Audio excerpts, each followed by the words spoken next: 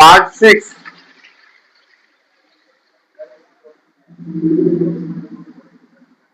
इसमें हम लोग पढ़ेंगे सेंट्रल स्टेट रिलेशन, ठीक है ना। सेंटर स्टेट रिलेशन, इसका मतलब होता है भाई केंद्र राज्य संबंध, केंद्र राज्य संबंध। अब इसमें हमको क्या समझना है ये पहले समझो। फेडरलिज्म का मतलब ही क्या होता है भाई? Distribution of power among central authorities and it's constituent units. Look at me, मेरी तरफ देखो। फेडरलिज्म का सीधा सीधा मतलब ही होता है भाई कि power of division among the central authorities and a constituent unit. तो कॉन्स्टिट्यूएंट यूनिट के अंतर्गत आता क्या है भाई? कॉन्स्टिट्यूएंट यूनिट के अंतर्गत क्या आता है बताएं, पढ़ाए हुए। कॉन्स्टिट्यूएंट यूनिट के अंतर्गत तो तीन चीजें आती हैं, सेंट्रल गवर्नमेंट, स्टेट गवर्नमेंट और लोकल गवर्नमेंट। यहां पे क्या कर रहा है? Centre state relation. It means what ever the power that is shared among the central and state government by the constitution. Whatever the power that is shared among central and state by the constitution, यानी संविधान के द्वारा जो भी शक्तियां केंद्र सरकार को दी गई हैं और राज्य सरकार को दी गई हैं, इनके बीच में क्या होना चाहिए? रिलेशन होना चाहिए। इसका मतलब क्या है? Each tiers of government has to satisfy the power which is provided by the constitution. सीधा सीधा मतलब क्या हुआ कि जो अधिकार है ना, अधिकार क्षेत्र का इंग्लिश क्या होता है बताए थे, जल्दी से बताओ। अधिकार क्षेत्र का इंग्लिश जिसमें पढ़ाया गया था लेजिस्लेचर, एडमिनिस्ट्रेशन और टैक्सेशन, उसके लिए शब्द आया था ज्यूरिडिक्शन, है ना। यहां पे क्या कर रहा है? The jurisdiction of each tyres of government, मतलब सेंट्रल गवर्नमेंट का भी अपना ज्यूरिडिक्शन है बेटा, स्टेट गवर्नमेंट का भी अपना ज्यूरिडिक्शन है। तो दोनों के ज्यूरिडिक्शन में क्या होना चाहिए? रिलेशन होना चाहिए, यानी एक दूसरे पर क्या होना चाहिए? Mutual trust. पहला शब्द हो गया म्यूचुअल ट्रस्ट और दूसरा शब्द हो गया लिविंग टुगेदर। मतलब एक साथ रहना है, दोनों के एक ही साथ रहना है, सेंट्रल गवर्नमेंट को और स्टेट गवर्नमेंट। पावर क्या हुआ है भाई? फेडरल कंट्री है। अब होल्डिंग टुगेदर फेडरलिज्म हम लोगों ने पढ़ा हुआ है कि the power is not equally divided among central and state और द लोकल गवर्नमेंट, पढ़ा हुआ है, क्लियर है। तो जब पावर जो है वो सेंट्रल गवर्नमेंट, स्टेट गवर्नमेंट और लोकल गवर्नमेंट में इक्वली डिवाइड नहीं है, सेंट्रल गवर्नमेंट के पास कुछ अलग पावर है, स्टेट गवर्नमेंट के पास कुछ अलग पावर है, स्टेट गवर्नमेंट के पास कुछ अलग पावर है, तो क्या होना चाहिए भाई? म्यूचुअल ट्रस्ट होना चाहिए, यानी एक दूसरे पर नैतिक भरोसा होना चाहिए। क्योंकि हम एक साथ क्या करते हैं? रहते हैं। सीमा तो है इंडिया का, और इंडिया में दो तरह की सरकार बनी हुई है, सेंट्रल गवर्नमेंट और स्टेट गवर्नमेंट। एक ही साथ रहना है, एगो को देखरेख करना है नेशनल इंटरेस्ट के विषय को, एगो को देखरेख करना है स्टेट या रीजन लेवल इंटरेस्ट को। एक ही साथ दोनों को रहना है, तो दोनों के बीच क्या होना चाहिए? म्यूचुअल ट्रस्ट होना चाहिए और लिविंग टुगेदर, एक ही साथ रहने की कवायद होनी चाहिए। इसके लिए सेंटर का और स्टेट का रिलेशन क्या होना चाहिए भाई? बेहतर होना चाहिए। ये चीज पढ़ना, यानी federalism, how federalism is practice, जब जैसे ही समझते हैं तो वहां पर तीन टॉपिक आ जाता है, लैंग्वेस्टिक स्टेट, लैंग्वेज पॉलिसी और सेंटर स्टेट रिलेशन। यानी ये तीन चीजें मिल करके, है ना, और फेडरलिज्म को प्रैक्टिस करती है, फेडरलिज्म को व्यवहार में लाती। क्लियर? पढ़े, एनसीईआरटी कवर करें हम लोग। चलिए, लैंग्वेज पॉलिसी जैसे line by line word by word देखे थे, यहां पर भी देख लेते हैं हम लोग। कह रहा है कि reconstructing the centre state relation is one more way in which federalism has been strengthened in a practice. Reconstructing यानी पुनः निर्मित करना, यानी सेंट्रल गवर्नमेंट को बनाना और स्टेट गवर्नमेंट को बनाना। The central and the state relation यानी सेंट्रल गवर्नमेंट और स्टेट गवर्नमेंट के संबंधों को क्या करना, पुनर्निर्मित करना। यह सबसे बड़ी फेडरलिज्म की सफलता का कारण माना जाता है।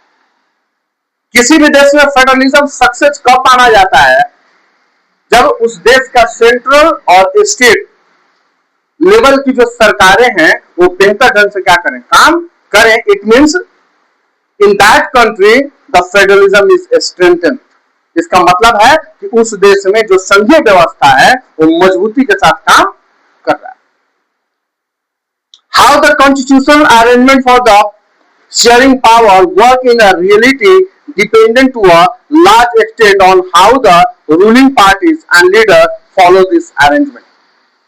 कह रहा है कि किसी भी बड़ा देश में जो भी संवैधानिक क्या किए गए, पावर की शेयरिंग की गई है, ये निर्भर करता है दो चीजों पर, उस देश के राजनीतिक दलों पर और उस देश के राजनीतिक व्यक्तियों के ऊपर।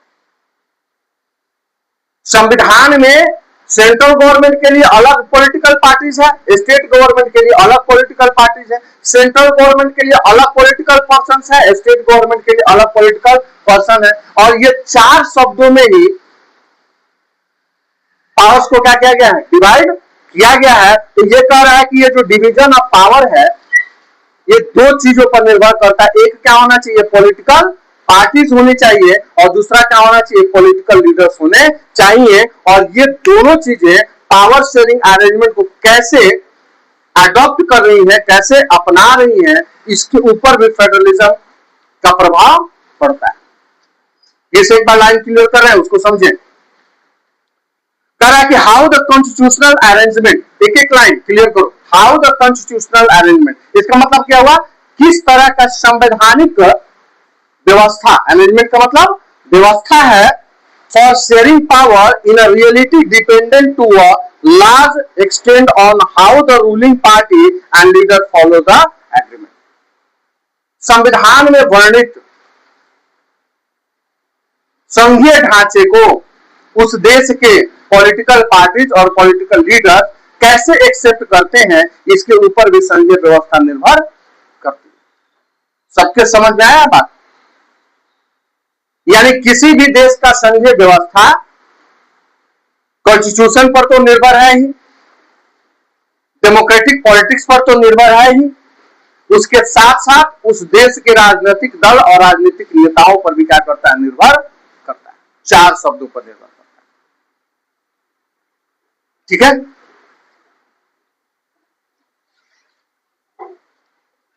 आगे कह रहा है कि work in reality dependent on the large context on the how the ruling parties and the leaders follow this arrangement for a long time the same party ruled both at the centre in the most of the state. कह रहा है कि जब देश आजाद हुआ, इधर ध्यान दो, व्हेन इंडिया बिकम इंडिपेंडेंट, इसको इरेज कर दे, समझ में आ गई बात। जब देश क्या हुआ, आजाद हुआ, कब, 1947।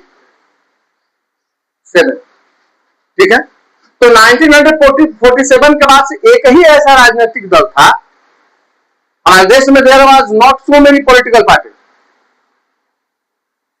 There was only one political party which is the oldest party of the world, that formation was created in 1885 and known as a Congress.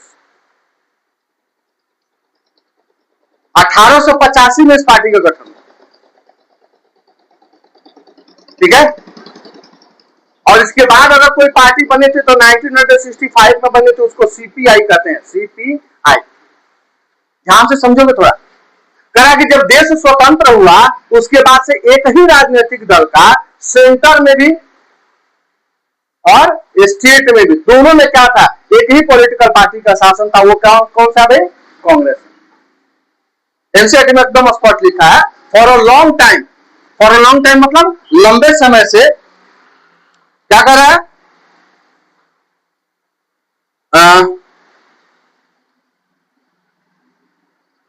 for a long time the same party ruled both at the center and in most of the states. एक ही राजनीतिक दल लंबे समय तक केंद्र शासन में भी शासन किया और बहुत सारे स्टेट्स में भी क्या किए, शासन किए. This means that the state government did not exercise their rights as autonomous federal unit. इधर ध्यान दो बेटा. इसका मतलब ये हुआ कि एक ही राजनीतिक दल है कांग्रेस, इसने सेंटर में भी क्या किया, शासन किया और बहुत सारे राज्यों में भी क्या किया, शासन किया. अब बताओ कि जो राज्य सरकार थी उस समय के, when there was not so many political parties in India, only one political party ruled over India for a long time as for the center or as for the state. अब बताओ कि जब कांग्रेस पार्टी का ही शासन कहां पर है, ये थोड़ा सा समझने का चीज है. कांग्रेस पार्टी का ही शासन कहां पर है, स्टेट में भी, और कांग्रेस पार्टी का ही शासन कहां पर है, सेंटर में. तो सेंटर वाले जो बॉस होंगे, सेंटर वाले जो लीडर होंगे, they are the top leadership, वो शीर्ष नेतृत्व वाले होंगे. अब उन्हीं के देख रेख में सीएम बनता होगा कहां पर, स्टेट में.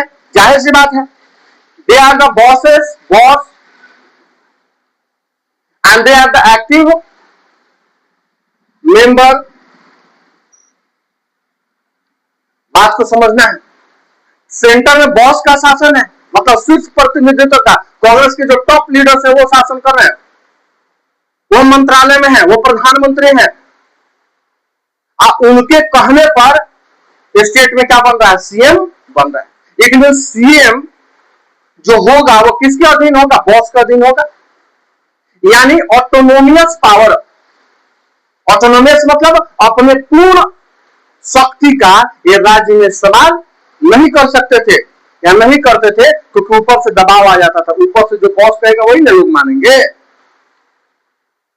क्योंकि लंबे समय तक एक ही राजनीतिक दलों का क्या रहा है, शासन रहा है, सेंटर में भी और स्टेट में भी. सेंटर में बॉस का शासन है, स्टेट में उसके चेलों का शासन है, उसके शिष्यों का शासन है, उसके प्रशिक्षुओं का शासन है.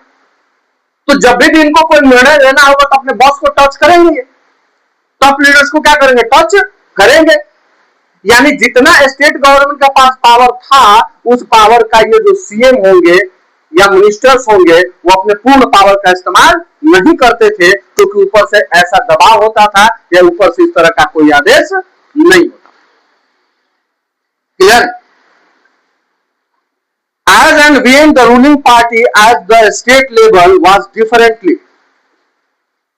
थोड़ा सा छूट गया है. This means that the state government did not exercise their right as autonomous federal unit. As and when the ruling party at the state level was different, the parties that ruled at the center tried to undermine the power of the state. लेकिन जैसे ही समय बढ़ा, 1947 के बाद 1965 में लोगों ने देख लिया कि एक पार्टी आ गई, सीपीआई. उसके बाद से लगातार पार्टी क्या होने लगी, बढ़ना शुरू हो गई. जैसे जैसे पार्टी बनी, सेंटर में जो सरकार थी और स्टेट में सरकार जो थी, वे स्टेट की भी सरकार अलग अलग पार्टी क्या करने लगी, एक्वायर करने लगी. ठीक है?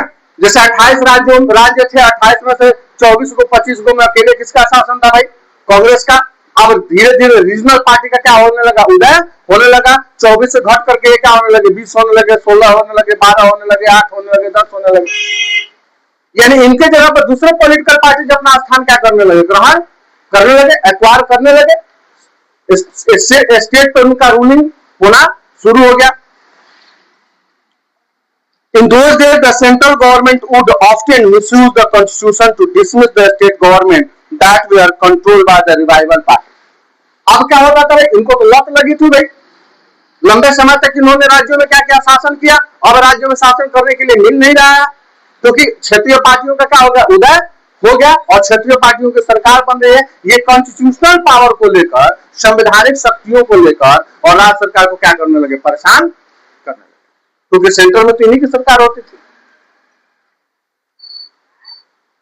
जिनको मलाई खाने का लत लग गया हो, अब मिलेगा नहीं तो दिक्कत होगा. तो हम प्रयास करेंगे कि जो भी हमारे पास आधिकारिक शक्तियां हैं, उन शक्तियों का क्या करें, इस्तेमाल करें और स्टेट गवर्नमेंट के ऊपर उसको लागू करें ताकि स्टेट गवर्नमेंट परेशान हो जाए, उसको डिस्टर्ब करें, शासन करने पर क्या करें, उसको आपत्ति जाहिर करें, भाई सरकार तोड़े ताकि फिर से हमारी सरकार क्या हो सके, बनाई जा सके। इस तरीके से कॉन्स्टिट्यूशनल पावर का क्या किया जा रहा था, मिसयूज किया जा रहा था।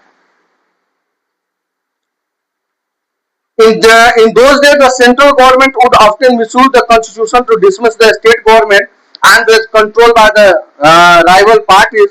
This undermined the spirit of federalism. इससे क्या होता है भाई, जो संघीय व्यवस्था है उसमें लचीलापन आता है, वो टूटने के कगार पर आ जाता है, समझ में आई बात। उसके बाद कह रहा है कि all this change significantly after 1990, लेकिन 1990 आते आते ये सारा चीज क्या हो गया, परिवर्तित हो गया, क्योंकि 1990 आते आते राज्यों में इतने सारे रीजनल पार्टी का उदय हो गया कि अब सेंट्रल गवर्नमेंट पर को भी डिपेंड रहना पड़ा, किस पर, रीजनल पार्टी के ऊपर, क्योंकि अब जब तक ये समर्थन नहीं करेंगे सेंटर में किसी की सरकार बनने वाली नहीं है।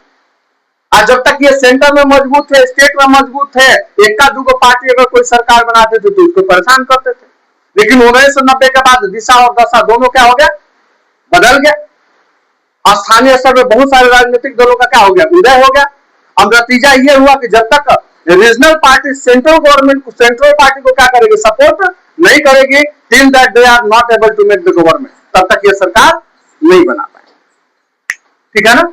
Then in 1990, the scenario become completely changed.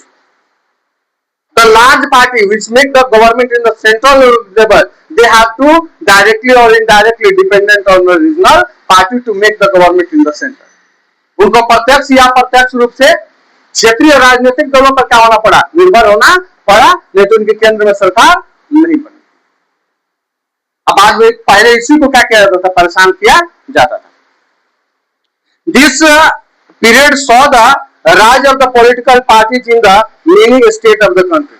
1990 के बाद बहुत सारे क्षेत्रीय दलों का क्या होने लगा, उदय होना शुरू हो गया।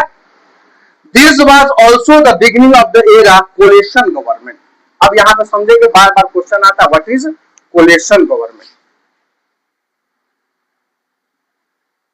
कोलिशन गवर्नमेंट, इसको क्या कहते हैं, गठबंधित सरकार। क्या है ये क्वेश्चन आता है, what is coalition government, question आता है, क्या होता है, when two or more political parties comes together to contest election and makes government is known as coalition party. जब एक या एक से अधिक स्तर की सरकारें, एक या एक से अधिक स्तर के राजनीतिक दल एक साथ मिल करके चुनाव लड़ते हैं और सरकार बनाते हैं, तो उसको हम क्या कहेंगे, कोलिशन गवर्नमेंट। कैसे लिखेंगे हम, when two or more political parties comes together to contest election and makes government is known as a coalition। तो कोलिशन गवर्नमेंट का समय कब से चालू हुआ, 1990, because the large party which are responsible to make government on the national level, they have to directly or indirectly dependent on the coalition government। उनको coalition government पर क्या होना पड़ा, निर्भर होना पड़ा। At the center, since no single party got a clear majority in the Lok Sabha, the major national party has to enter into an alliance with the many political parties, including several regional parties, to form a government at the center। नतीजा यही हुआ कि जो भी केंद्र में सरकार बनाएगा वो तब तक नहीं बना पाएगा जब तक कि क्षेत्रीय दलों का उनका समर्थन न मिले, यानी अलायंस न करे, मोर्चा न बनाए, तब तक ऐसा संभव नहीं होगा। तो आप लोगों ने भी भारत में सुना होगा, टू अलायंस है, एनडीए और इंडिया, ठीक है ना। एनडीए का हेड कौन, बीजेपी, और इंडिया का हेड कौन, कांग्रेस, ठीक है। This led to a new culture of the power sharing and respect for the autonomy of the government. इससे क्या हो गया भाई, पहले ऑटोनॉमी नहीं था, पहले हम लोग अपने ऑटोनॉमी का इस्तेमाल नहीं करते थे, अब अपने पूर्ण ऑटोनॉमी का क्या करने लगे, क्षेत्रीय दल अपना इस्तेमाल करने लगे, राज्य को अपने पूर्ण शक्ति से चलाना शुरू कर दिया। These claims were supported by the major judgment of the Supreme Court that made it difficult for the central government to dismiss a state government in any arbitrary manner. और ऊपर से जुरिडिक्शन ने यानी सुप्रीम कोर्ट ने भी दबाव बना दिया कि आप किसी भी तरीके से राज्य सरकार को परेशान नहीं करेंगे, ठीक है ना। अब राज्य सरकार अपनी पूर्ण स्वायत्तता से, पूर्ण इच्छा से, पूर्ण पावर का क्या करने लगी, प्रयोग करने लगी। Thus, federal power sharing is more effective today than it was in the earlier year after the constitution came into force. इसलिए संविधान बनने के बाद जितना फेडरल सिस्टम प्रभावी नहीं हुआ, उतना आज फेडरल सिस्टम क्या हो रहा है, बहुत ज्यादा प्रभावी हो रहा है। क्लियर? सेंट्रल स्टेट रिलेशन खत्म होगा हम लोग। ये एक होमवर्क जरूर रहेगा आपका। Here some language are given in your text book, ठीक है ना। 22 भाषाओं को एक साथ दिया गया है, which is included as schedule language in Indian constitution. इसको याद रख लेंगे और नेक्स्ट जो हमारा क्लास होगा वो decentralisation in India as for the 7th part, और ये लास्ट पार्ट होगा, ठीक है।